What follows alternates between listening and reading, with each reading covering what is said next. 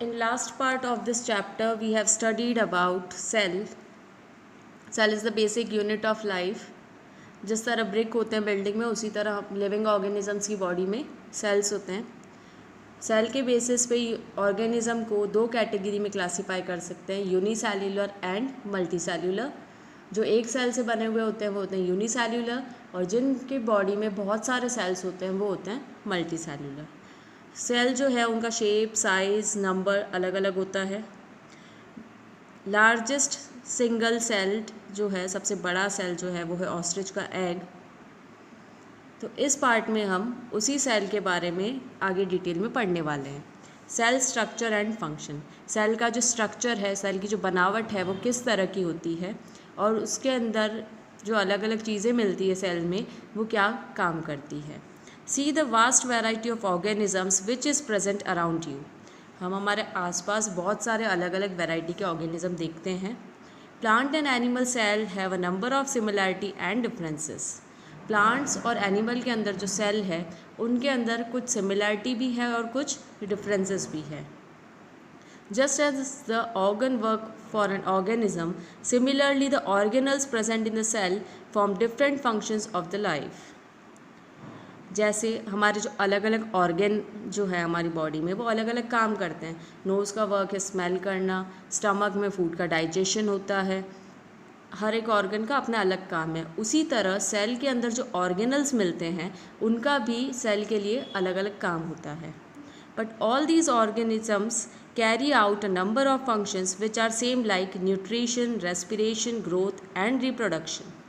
लेकिन ये जो सारे ऑर्गेनिज्म हैं उनके अंदर जो फंक्शंस होते हैं वो सेम है. न्यूट्रिशन होता है, रेस्पिरेशन होता है, ग्रोथ होती है, रिप्रोडक्शन होता है. ये बेसिक लाइफ प्रोसेसेस हैं. इनके बारे में आप पिछली क्लासेस में पढ़ चुके हो. Thus in plants, leaves perform the function of synthesis of food, while in animals, mouth is involved in the intake of food. Plants की लीव्स जो होती है उनका काम क्या होता है, फूड प्रिपेयर करना. जबकि एनिमल्स के अंदर फूड का जो इंटेक होता है, इंटेक मतलब फूड अंदर उनकी बॉडी में माउथ से होके जाता है. Each living cell has a jelly like substance which is in fact the living matter known as protoplasm. हर सेल के अंदर एक जेली वाला सब्सटेंस होता है जिसको हम बोलते हैं प्रोटोप्लाज्म.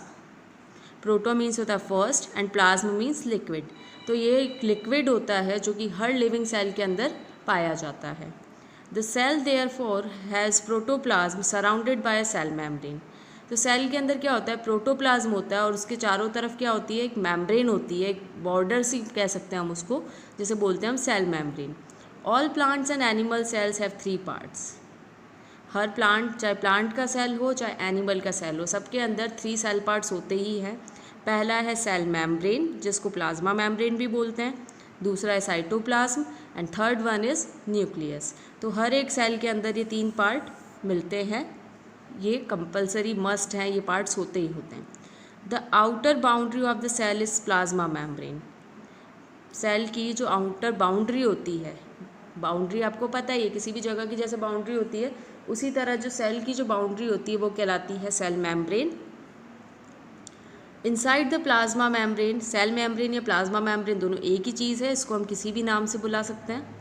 लाइज द साइटोप्लाज्म, और उस बाउंड्री के अंदर जो जगह है वो क्या है, साइटोप्लाज्म. द वेरियस सेल्यूलर और cell organelles are suspended in the cytoplasm.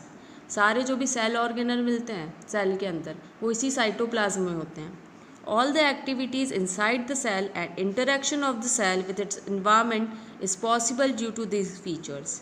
Cell के अंदर जो भी एक्टिविटीज़ हो रही है या जो भी इंटरेक्शन हो रहा है सेल के बारे में, जो सेल के बीच में जो भी कम्युनिकेशन हो रहा है उसके ऑर्गेनल्स के बीच में, वो इसी के कारण पॉसिबल हो पाता है.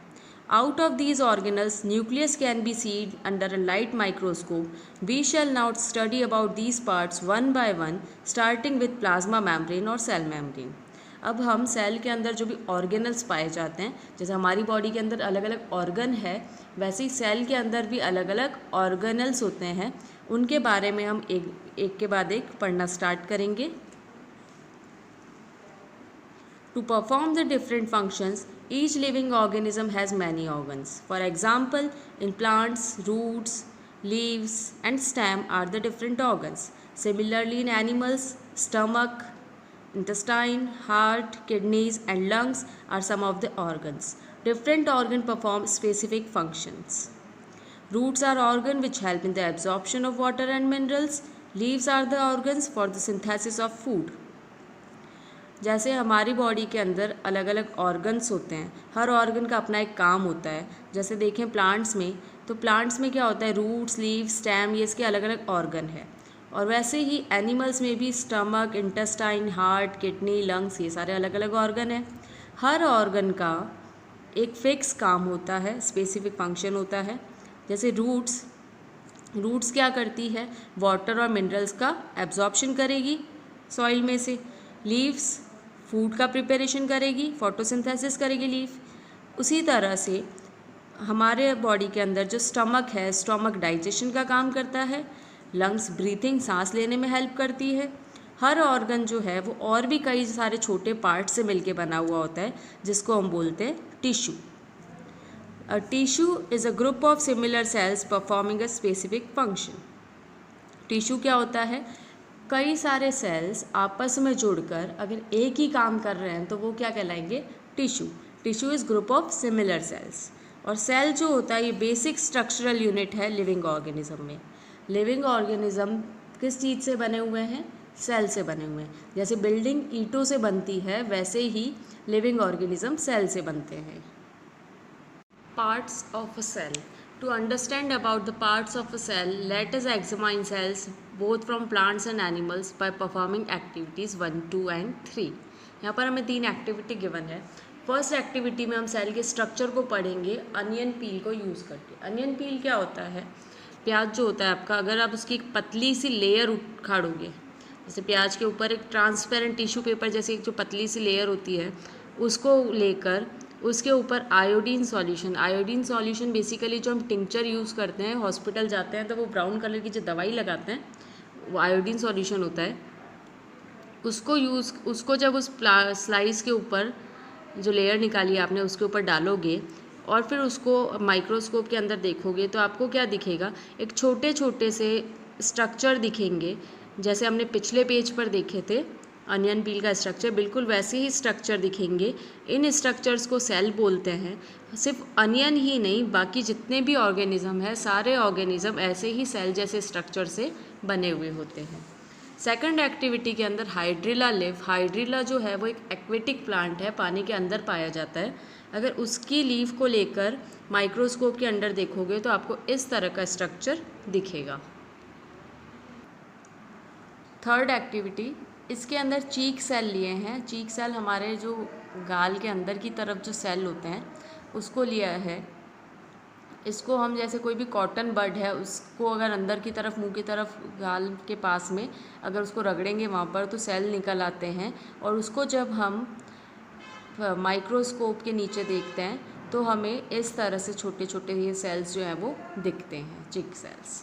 अब हम अगर ये जो हमें 3 फिगर दिए हैं 8.7, 8.8 एंड 8.9, अगर इसको कंपेयर करेंगे तो हम ये देखेंगे एनिमल सेल और प्लांट सेल काफ़ी हद तक सिमिलर है. सिर्फ कुछ चीज़ें ही ऐसी होती है जो अलग होती है. चाहे कोई भी सेल हो, प्लांट सेल या एनिमल सेल, उनमें 3 सेल पार्ट्स तो होते ही हैं, cell membrane, cytoplasm and nucleus. Cytoplasm and nucleus are enclosed within the cell membrane. Cytoplasm और न्यूक्लियस है वो कहाँ होते हैं, मेम्ब्रेन के अंदर. मेम्ब्रेन सेपरेट करती है सेल को, एक सेल को दूसरे सेल से, या फिर जो हमारे सेल के बाहर जो इन्वायरमेंट है उससे सेपरेट करती है. साइटोप्लाज्म जो है वो सेल मेम्ब्रेन के अंदर होता है और उसी के अंदर हमें वहाँ पर न्यूक्लियस भी मिलता है. प्रोटोप्लाज्म भी प्रेजेंट होता है वहाँ पे. ये जो वर्ड है प्रोटोप्लाज्म, इसके अंदर सेल मेम्ब्रेन, साइटोप्लाज्म और न्यूक्लियस होता है. तो अब हम जो भी सेल के ऑर्गेनल्स हैं उनको 1 बाय 1 पढ़ेंगे. सबसे पहला जो सेल ऑर्गेनल है वो है cell membrane. Just as the house has a wall around it, similarly the cell has a protective covering called cell membrane around it. This is also called plasma membrane. जैसे कोई भी घर होता है तो घर के चारों तरफ क्या करी जाती है, 4 दीवारी बनाई जाती है. उसी तरह सेल की भी एक प्रोटेक्टिव कवरिंग होती है, एक बाउंड्री होती है जिसको हम बोलते हैं सेल मेम्ब्रेन। इसको प्लाज्मा मेम्ब्रेन भी बोला जाता है। It is made up of lipoprotein. Cell membrane lipoprotein की बनी होती है। लिपो मीन्स है लिपिड एंड प्रोटीन आपको पता है, आप जूनियर क्लासेस में आपने न्यूट्रिएंट्स पढ़े हैं, उसके अंदर प्रोटीन पढ़ा होगा। तो सेल मेम्ब्रेन जो है वो लिपिड और प्रोटीन की बनी हुई होती है और इस सेल मेम्ब्रेन के ऊपर कई सारे छोटे छोटे होल्स, छेद प्रेजेंट होते हैं। सेल मेम्ब्रेन का काम क्या होता है? सबसे पहला काम है ये सेल को शेप देती है। सेल की जो शेप है वो इसी सेल मेम्ब्रेन के कारण होती है। सेल को प्रोटेक्ट करती है, बाहर की कोई चीज़ अंदर या अंदर की चीज़ें बाहर जाए या नहीं जाए उसको भी कंट्रोल करती है। Therefore, it is also said to be semi-permeable membrane और selectively permeable membrane. Cell membrane को क्या बोला जाता है? सेमी परमिएबल या सिलेक्टिवली परमिएबल। अब सेमी परमिएबल क्यों बोल रहे हैं? क्योंकि सेल जो है उसके अंदर या बाहर कोई भी चीज़ नहीं आ जा सकती। जो चीज़ें, कुछ ही चीज़ें फिक्स है जो सेल के अंदर आ सकती है या सेल से बाहर जा सकती है, हर चीज़ अंदर बाहर नहीं आ सकती। इसीलिए इसको सिलेक्टिवली परमिएबल बोलते हैं, मतलब जो सिलेक्टेड चीज़ें हैं वो ही इससे आर पार जा सकती है। The cell membrane of a typical cell is specific about substances that are allowed in and out of the cell, hence it is called selectively permeable. Do the following activities to understand the semi permeability of the cell membrane. यहाँ पे आपको cell के structure दिए हुए हैं, animal cell और plant cell के। It's important, ये इम्पॉर्टेंट है, आपको आपकी हायर क्लासेस तक भी ये स्ट्रक्चर पढ़ने पड़ेंगे। इनका इम्पॉर्टेंट डायग्राम भी आपको लर्न करना है। सेकंड जो सेल ऑर्गेनल है वो है साइटोप्लाज्म। साइटोज मतलब होता है होलो और प्लाज्मा मतलब होता है लिक्विड, मतलब ये एक हॉलो लिक्विड है। हॉलो मतलब खाली। The cytoplasm is a jelly like fluid that fills up the space between cell membrane and the nuclear membrane. ये जो हमारे न्यूक्लियर मेम्ब्रेन क्या होता है, न्यूक्लियस की जो बाउंड्री है वो कहलाती है न्यूक्लियर मेम्ब्रेन और सेल की जो बाउंड्री है वो कहलाती है सेल मेम्ब्रेन। मान लो ये अपना सेल है, इसके अंदर ये न्यूक्लियस है, तो इस बाउंड्री के और इस बाउंड्री के बीच की ये जो जगह है इसके अंदर क्या है? Cytoplasm. It contains many dissolved substances, many chemical reactions such as breakdown of food or synthesis of food takes place in it. It is the seat of various cell organelles which perform the various life functions. इसके अंदर बहुत सारे dissolve substances होते हैं, कई सारी chemical reaction भी होती है इसके अंदर, जैसे फूड का ब्रेकडाउन या फूड का बनना, और कई सारे जो सेल ऑर्गेनल है, जितने भी सेल ऑर्गेनल है वो भी इसी के अंदर मिलते हैं मेनली। सेल ऑर्गेनल्स जो साइटोप्लाज्म में मिलते हैं वो है माइटोकॉन्ड्रिया, प्लास्टिड्स। प्लास्टिड्स जो है वो सिर्फ प्लांट सेल में मिलता है, एनिमल सेल में नहीं पाया जाता है। एंडोप्लाज्मिक रेटिकुलम जिसको शॉर्ट में बोलते हैं ER, ribosome, lysosome, vacuole, Golgi body, centrosome. Centrosome सिर्फ एनिमल में मिलता है, प्लांट में नहीं मिलता है। ये दो चीज़ याद रखनी है आपको, कौन सी चीज़ डिफरेंट है प्लांट और एनिमल सेल में। We deal with cellular organelles one by one. Let us start with mitochondria. तो सबसे पहले हम माइटोकॉन्ड्रिया के बारे में पढ़ेंगे। The word mitochondria has been derived from two Greek words, mito meaning a thread and chondrion meaning granule. Mitochondria plural, mitochondrion singular. Mitochondria जो है सिंगुलर फॉर्म में उसको बोला जाता है माइटोकॉन्ड्रियन, और प्लूरल मतलब जब एक से ज़्यादा फॉर्म में बोला जाता है उसको तो हम बोलते हैं माइटोकॉन्ड्रिया। माइटोकॉन्ड्रिया दो ग्रीक वर्ड से बना हुआ वर्ड है। इसका मतलब होता है थ्रेड जैसा ग्रेन्यूल। ग्रेन्यूल मतलब कोई स्ट्रक्चर है जो कैसा है? थ्रेड जैसा है। अगर नेक्स्ट पेज पे आप इसका ये जो डायग्राम गिवन है वो देखोगे तो इसके अंदर आपको ऐसे ये थ्रेड जैसे स्ट्रक्चर दिखेंगे इस तरह से, तो इसीलिए इसको थ्रेड लाइक स्ट्रक्चर भी बोला है। There are oval shaped cell organelles and are site of cellular respiration. ये कैसा शेप का होता है? ओवल शेप होती है, अंडाकार, और इसके अंदर सेल्यूलर रेस्पिरेशन का जो प्रोसेस है सेल के अंदर वो माइटोकॉन्ड्रिया में होता है। We know respiration result in the chemical reaction involving oxidation of food and release of energy. Since mitochondria facilitate these reactions and help in the release of energy, they are known as powerhouse of the cell. Since mitochondria carry out an important function of plant and animal, they are present in both. Mitochondria के अंदर chemical reaction होती है जिसके अंदर food का oxidation होता है और उसमें से एनर्जी रिलीज़ होती है। तो माइटोकॉन्ड्रिया के अंदर ये रिएक्शन हो रही है और जिससे एनर्जी निकल रही है, इसीलिए इसको बोला जाता है पावर हाउस। जैसे पावर हाउस जो होता है वो क्या करता है, एनर्जी देता है, उसी तरह सेल के अंदर एनर्जी देने का काम करता है माइटोकॉन्ड्रिया, इसीलिए इसको पावर हाउस बोलते हैं। अब कोई भी फंक्शन करने के लिए एनर्जी तो दोनों को ही चाहिए, प्लांट सेल को भी और एनिमल सेल को भी, इसीलिए ये दोनों ही सेल में पाया जाता है। Next is plastids. It occurs in most plant cell and is absent in animal cell. Plastids जो है वो एनिमल सेल के अंदर नहीं मिलता है। Plastids are of following 3 types. Plastids 3 type का होता है, chloroplast, chromoplast and leucoplast. Chloroplast जो होता है वो ग्रीन कलर के प्लास्टिड्स होते हैं। ये ग्रीन एल्गे या हायर प्लांट्स में प्रेजेंट होते हैं। ग्रीन कलर के हैं तो ये सन की एनर्जी को ट्रैप करते हैं और फोटोसिंथेसिस के प्रोसेस में हेल्प करते हैं। प्लांट का जो येलो और ग्रीन कलर जो होता है वो भी इसी के कारण होता है। नेक्स्ट होता है क्रोमोप्लास्ट। ग्रीन के अलावा दूसरा कोई भी कलर का प्लास्टिड्स होगा वो कहलाएगा chromoplast. And last one is leucoplast. Leucoplast जो प्लास्टिड्स होते हैं इनका कोई कलर नहीं होता। तो plastids are of 3 type, chloroplast, chromoplast and leucoplast. Chloroplast green colour वाले, क्रोमोप्लास्ट ग्रीन के अलावा दूसरा कोई भी colour, leucoplast no colour, colourless है। Next cell organelle is endoplasmic reticulum, जिसको शॉर्ट में हम बोलते हैं ER। These are fine tubule-like structure that extend from nuclear membrane to the cell membrane. ये ट्यूब जैसे होते हैं और ये न्यूक्लियर मेम्ब्रेन के वहाँ से निकलते हैं और सेल मेम्ब्रेन तक पाए जाते हैं। ये लिंक बनाते हैं सेल साइटोप्लाज्म और न्यूक्लियर मेम्ब्रेन के बीच। इनका जो काम होता है वो है transportation of substances from one region to another. Cell के अंदर एक जगह से दूसरी जगह सब्सटेंसेस, चीज़ों को पहुंचाने का जो काम है वो एंडोप्लाज्मिक रेटिकुलम करता है। Next organelle is ribosome. These are small granules found freely in the cytoplasm or are located on the endoplasmic reticulum. Ribosome endoplasmic reticulum के ऊपर पाए जाते हैं। ये छोटे छोटे ग्रैन्यूल्स जैसे होते हैं, छोटे छोटे गोल बॉल्स जैसे शेप के होते हैं। इनका जो काम होता है वो होता है प्रोटीन का सिंथेसिस करना, मतलब प्रोटीन को बनाना। राइबोसोम प्रोटीन सिंथेसिस की ही साइट्स है। राइबोसोम का इकलौता काम है वो है प्रोटीन का फॉर्मेशन करना। Next is lysosome.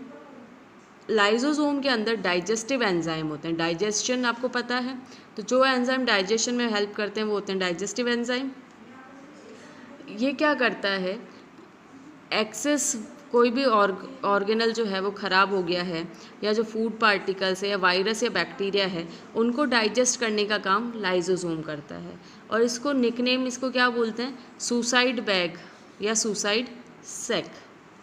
इसको सुसाइड बैग और सुसाइडल सैक क्यों बोलते हैं ये हम हमारी हायर क्लासेस में पढ़ेंगे। अभी के लिए आपको यही याद रखना है कि लाइजोसोम को क्या बोला जाता है, सुसाइड बैग। और लाइजोसोम के अंदर डाइजेस्टिव एंजाइम प्रेजेंट होते हैं। Next organelle is vacuole. Vacuole are cavities filled with a fluid called cell sap. Vacuole से कैविटी होती, कैविटी मतलब खाली जगह, खोखले से होते हैं ये अंदर से, और इसके अंदर एक फ्लूइड भी पाया जाता है जिसको बोलते हैं सेल सैप। वैक्यूल्स साइज़ में बड़े होते हैं और प्लांट्स के अंदर बहुत ही ज़्यादा मिलते हैं। यूजुअली ये एनिमल्स के अंदर बहुत कम मिलते हैं और या फिर बहुत ही छोटे मिलते हैं। सेल सैप के अंदर वाटर और डिज़ोल्व सब्सटेंसेस होते हैं जैसे कि sugar and salt. Cell sap cell को अच्छी पोजीशन में रखता है क्योंकि वो बार बार क्या करता है, पानी को एब्जॉर्ब करता है। या फिर हम ये कह सकते हैं कि सेल को टर्जिड स्टेट में, मतलब फिक्स उसकी जो स्टेट है उसको सीधा रखने में हेल्प करता है क्यों, पानी की हेल्प से। अगर प्लांट बहुत ज़्यादा पानी लूज़ कर दे किसी ड्राई दिन के दिन, तो उस दिन क्या होता है, उसकी जो प्लांट्स की जो लीव्स है या प्लांट जो है वो आपको मुरझाया हुआ सा दिखता है। वो मुरझाया हुआ इसी कारण दिखता है क्योंकि ज़्यादा से ज़्यादा पानी जो एब्जॉर्ब करना होता है वो वहाँ पर नहीं हो पाता है। यहाँ पर ये हमें कुछ डायग्राम्स दे रखे हैं अलग अलग ऑर्गेनल के, माइटोकॉन्ड्रिया, क्लोरोप्लास्ट, एंडोप्लाज्मिक रेटिकुलम और वैक्यूल के। नेक्स्ट ऑर्गेनल है गोल्जी बॉडी। गोल्जी बॉडीज़ जो ऑर्गेनल है इनका जो फंक्शन ये एनिमल सेल में मिलती है, प्लांट सेल में नहीं है। और इनका जो फंक्शन होता है सीक्रेटरी फंक्शन होता है, मतलब ये सीक्रेशन, जैसे हमारी ग्लैंड्स होती है ना हार्मोन को सीक्रेट करते, वैसे इनका काम भी सीक्रेट करने का होता है कुछ। और प्लांट सेल के अंदर डिक्टियोसोम होते हैं जो गोल्जी बॉडी जैसे ही काम करते हैं, लेकिन एनिमल के अंदर क्या होते हैं, गोल्जी बॉडी। तो ये आपको ये चीज़ याद रखनी है, प्लांट सेल के अंदर डिक्टियोसोम होते हैं और गोल्जी बॉडी एनिमल सेल में होते हैं। फिर है सेंट्रोजोम। सेंट्रोजोम सिर्फ एनिमल सेल्स में मिलते हैं और इनका काम होता है सेल डिवीजन, मतलब एक सेल से 2 बनाना, 2 से 4 बनाना, ये जो काम होता है ये सेंट्रोजोम करता है। फिर हमें एक टेबल गिवन है, यहाँ पर हमें ऑर्गेनल और उनका जो फंक्शन है वो गिवन है। इट्स इम्पॉर्टेंट टेबल, लर्न करनी है आपको। माइटोकॉन्ड्रिया। माइटोकॉन्ड्रिया को क्या बोला जाता है, power house of the cell. इसका फंक्शन है रेस्पिरेशन का और सेल को क्या करता है, ये एनर्जी देता है। क्लोरोप्लास्ट, ये सिर्फ प्लांट सेल में पाए जाते हैं। इनके अंदर एक ग्रीन पिगमेंट होता है जिसको क्लोरोफिल बोलते हैं और क्लोरोफिल के अंदर फोटोसिंथेसिस होती है, ये प्लांट के लिए खाना बनाते हैं। एंडोप्लाज्मिक रेटिकुलम, ये लार्ज सरफेस एरिया प्रोवाइड कराता है ताकि जो भी फंक्शंस होने हैं सेल के अंदर वो इजीली हो पाए। गोल्जी कॉम्प्लेक्स या गोल्जी बॉडी, ये कोई भी सब्सटेंस को कलेक्ट करके उसको डिस्ट्रीब्यूट करता है सेल के अलग अलग जगहों पर और कई सारे मटेरियल को सिंथेसिस या सीक्रेट भी करता है, बनाता भी है और उसको सीक्रेट भी करता है। लाइजोसोम को सुसाइड बैग बोला जाता है। इनके अंदर एंजाइम होते हैं जो कि अलग अलग चीज़ों के ब्रेक डाउन और उनको डिस्ट्रॉय करने में मदद करते हैं। राइबोसोम के अंदर प्रोटीन बनता है। Features shared by plant and animal cell. Plant और एनिमल सेल में क्या क्या चीज़ें कॉमन है, दोनों के अंदर प्लाज्मा मेम्ब्रेन या कह सकते हैं हम सेल मेम्ब्रेन प्रेजेंट होती है। न्यूक्लियस भी दोनों में होता है, माइटोकॉन्ड्रिया भी होता है। Endoplasmic reticulum, Golgi complex, lysosome और राइबोसोम ये भी दोनों में प्रेजेंट होते हैं।